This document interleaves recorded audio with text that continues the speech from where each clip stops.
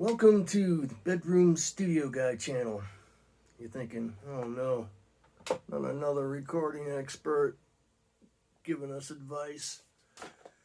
I'm no expert. I like to think of this as real world from a guy that didn't go to music school, didn't go to recording classes. I learned everything like probably a lot of you guys did by watching videos on YouTube. That's how I get a lot of my knowledge, and so I thought I would bring my perspective and a lot of the pitfalls and mistakes that I've encountered by trying to record in a tiny bedroom studio. And when I say tiny, I'm in a typical 10 by 10 square, which is the worst possible geometric shape for a recording studio that there is. But I've made some pretty decent recordings. I've tried all the methods there are to try and mitigate the issues with having a acoustically flawed room. And I just want to share my journey and my lessons with everybody out there that's like me, that's an amateur recording guy in a bedroom with limited financial resources. Let's say, I'm not spending millions of dollars on stuff here. I've tried to buy all my stuff and get the best stuff I can, the best bang for the buck kind of deal. So that's the whole point of this channel. I will share my experiences with plugins, with recording techniques, you name it, we're going to go there. So firstly, I would like to show you my little studio. I've done a previous video. Things have changed a little bit. And just to give you an idea of what I think is kind of typical of most bedroom studio guys. I may have a little more equipment than some, just by the nature of what I do, and that is I am a multi-instrumentalist. I don't use loops, backing tracks, any of that. I play everything as real as I can, so I have to have more gear to do that. But whatever, it doesn't matter. But once you'll see I really don't have all that much equipment. I have a lot of guitars, etc. But in terms of actual outboard equipment, I don't have any outboard equipment at all. No recording hardware to speak of. And in fact, there's probably some stuff here I'm going to try to get rid of because I'm finding that I don't need it. So, all that being said, let me show you what the studio looks like and what I've done. And leave some comments below if you think I could do something different or better. We're all about community here. We're all about learning, sharing, no bashing, no trashing. We're just here to make music, guys, and doing the best we can with the circumstances that we have. But I will say, honestly believe we are in the golden age of home recording, when you think about it. Software DAWs are better, plugins are better, interfaces are better, VSTs are better. I mean, can you imagine if they had this stuff back in the day?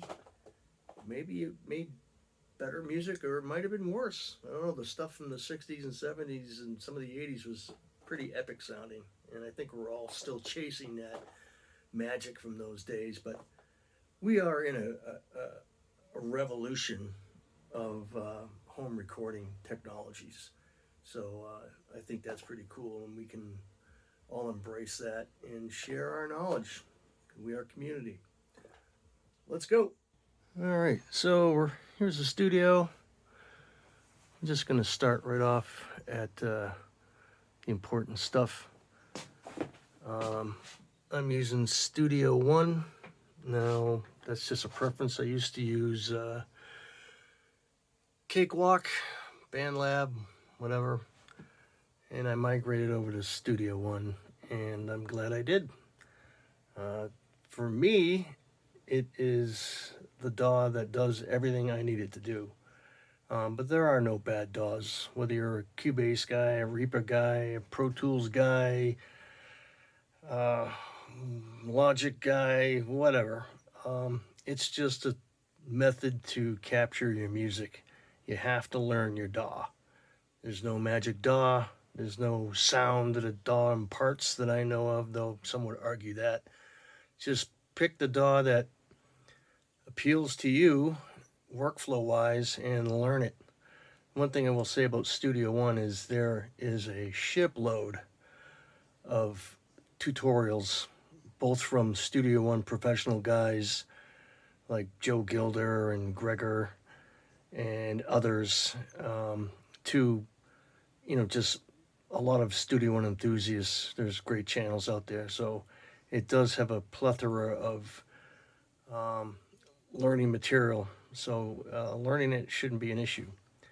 Anyway, so yeah, that's a great big monitor. That's a Samsung 49-inch curved monitor. Kind of a splurge item, but I love it because you're able to get pretty much your entire tracking view on your studio, and it will, you don't have to keep bouncing around from too many different views. Now, having said that, I do have a second monitor that's attached to this computer, and oftentimes I'll just have my interface GUI up there, or I'll take my tracking view and put it up there and keep my mixed view down here, depending on where I'm at in the project. Kind of another splurge item. I have two interfaces. One's an RME Fireface UCX2. I didn't want to spend that much money on an interface, but I'm glad I did. I had an old Roland studio capture that served me well for a long time, and it finally just completely died one day. And if you want to upgrade things, I would definitely say upgrading your interface is a money well spent. This RME, the drivers have been rock solid. It's just an awesome unit to use. The software can be very intimidating. I know Barry John's Studio Talk made a pretty comprehensive video explaining the software that goes with these RME units. Perhaps I'll show you what I did to make it really simple. Above that is a little gizmo called an AXE-IO from IK Multimedia. It's kind of geared for a guitar player. It has some pretty cool features in it. It's not expensive. It came packaged with some killer IK Multimedia amp sims, amplitude. I think it's a fantastic little unit. I could use it for recording vocals if I wanted to as well. It's got some XLR inputs in the back. But it also has a switch for active and passive guitars, and that was appealing to me. So I will track my guitars using that AXE-IO, and then for everything else, vocals, etc., I will use the RME. Monitors, I've got too many sets of monitors. I've got Yamaha HS5s, which when I first got them, I hated them. They were so harsh, I had a headache for like 2 days. They were just incredibly brutal. And then I started getting used to them and actually mixing with them, and it made a pretty big difference. You got to get used to them. My main monitors are these Focals, and pretty happy with those. They're not high-end Focals, but they were kind of an upgrade from these, which are the M-Audio BX8As, which, here's mistake number one. I didn't realize these 8-inch pretty loud monitors were overkill for the size bedroom studios I was working in. You don't need 8-inch speakers in a room this size. So I went to these 6.5s. One could argue maybe even those are too big. Anyway, I do have some... Oh, let's get back over here. This unit here is called a PreSonus monitor station. And I use that because I have multiple sets of monitors. It's a fantastic unit. With a touch of a button, I can swap between monitors, all 3 sets. It's got cue controls. It's got 4 headphone outputs. Highly recommend this unit if you're running more than 1 set of monitors. It's awesome. I do have a soft tube console 1 that I use occasionally. We'll get back to that. I do have some room treatment. I got some bass traps in the corners. I have some side panels to try and catch those first reflections. I did the old mirror trick with the wife. I do have, I had a spare bass trap and I stuck that on the back of the door. Not sure if that's helping. Got a little bit of acoustic treatment back here. And I kind of got a MacGyvered cloud up top that I made with some old acoustic panels that I was either gonna have to throw them out or do something with them. So I built this frame and hung it off the ceiling. So that's the studio basically. I record drums using this Elisa Strike Pro kit, going via USB right into the PC. I'm a PC guy. That's a Sweetwater Creation Station computer, which is kind of a splurge item. But again, I had another computer that died, and it was worth the upgrade to get this. It's pretty cool. Other little things that are handy are these little headphone holders. I've got a couple of those. If you have multiple sets of headphones, it's just a handy dandy way to keep them close by. I put an old curtain rod hanger up here to have a guitar cable handy. Keyboard is one of these editor keyboards. Whatever DAW you're using, whether it's Studio One or Cubase or whatever, I highly recommend you get one of these keyboards. They have all the shortcuts already laid out for you. So it's going to look different than a standard PC or Mac standard keyboard. But like I said, it has all the shortcuts laid out for you, so it's ready to go. And of course, if you want to create your own keyboard shortcuts, depending on your DAW, you can do that as well. But highly recommend these. They light up, so if you're working in the dark, and it's adjustable in terms of how much intensity you want. More headphone holders over here. Got a pair of Maxell, old crappy Maxell headphones. I don't even know where I got these, but they come in handy for final mixes. Down here I've got manuals and a binder for mastering and tracking and all the notes I've taken being a student and an enthusiast of YouTube. And that's the thing, you kind of start amassing tons of notes, and I tried to be a little organized about it and keep all those things in one spot. This is my trusty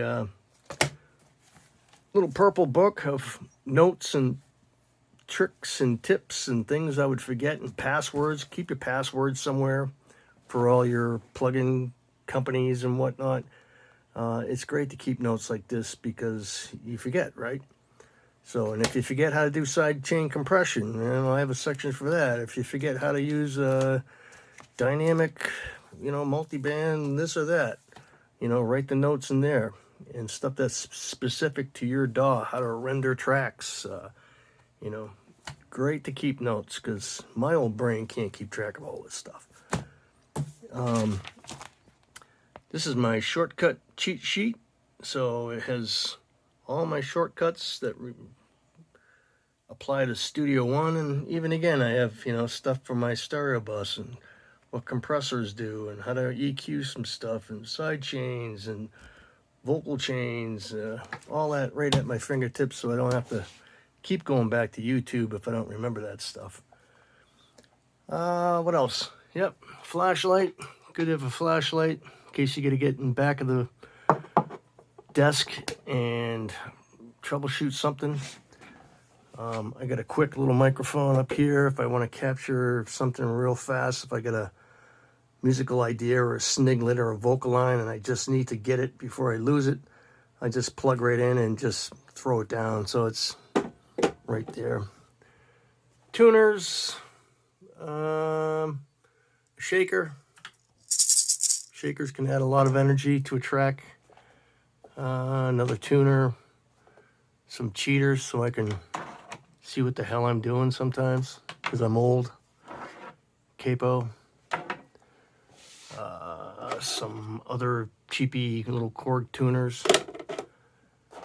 And speaking of stuff like that, so one trick that I do that people have talked about is on your pop screen, you put something across it to kind of break up the air. I just put these construction pencils on there. Does it help? I don't know.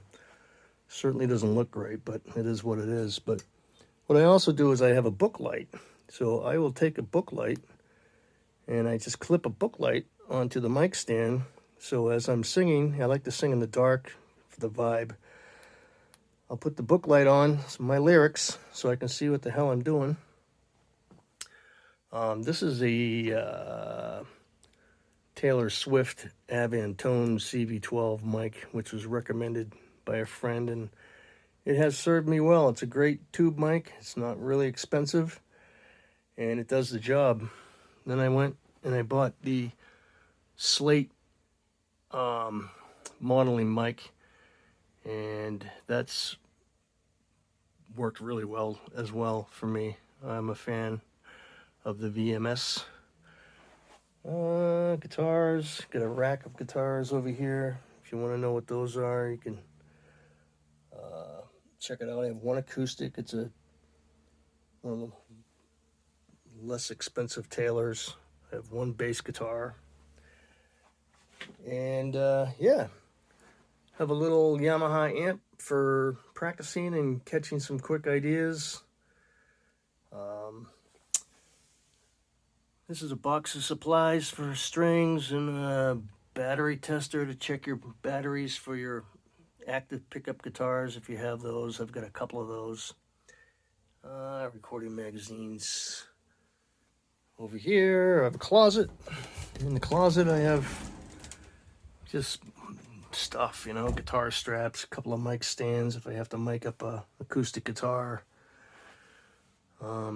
Extra cables, drum keys, picks, strings, etc., etc.